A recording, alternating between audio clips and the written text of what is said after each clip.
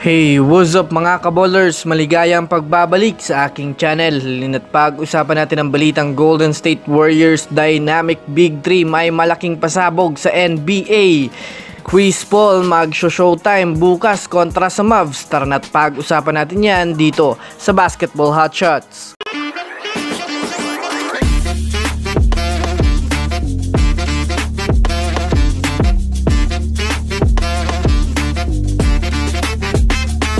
Una nga muna tayong dumako mga kaballers sa balita sa wala na nga daw pong pag-asa ang Houston Rockets sa playoffs.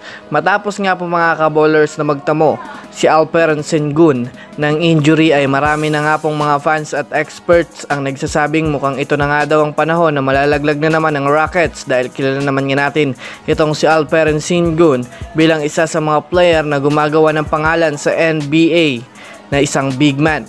Sa katunayan, meron nga po silang hawak-hawak na 30 wins at 35 losses na nasa ika-11 pwesto sa Western Conference. Pag natalo nga po mga kaballers ang Rockets ng sunod-sunod pa, ay babagsak na sila sa ika-12 pwesto na masasabi nating wala na nga itong pag-asa pa na makapasok pa sa NBA playoffs o kahit man sa play-in tournament.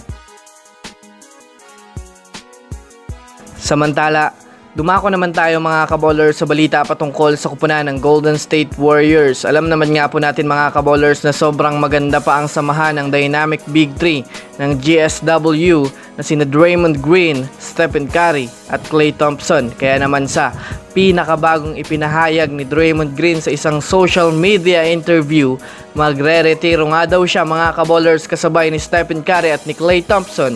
Kumbaga mga kaballers magsasabay-sabay nga sila magretiro sa darating na panahon. Bukod pa dyan mga kaballers, sa gaganapin nga pong laro bukas ng Golden State Warriors ay masasabi nating magkakaroon nga po si Chris Paul ng sapat na naman na oras upang magpasikat sa laro.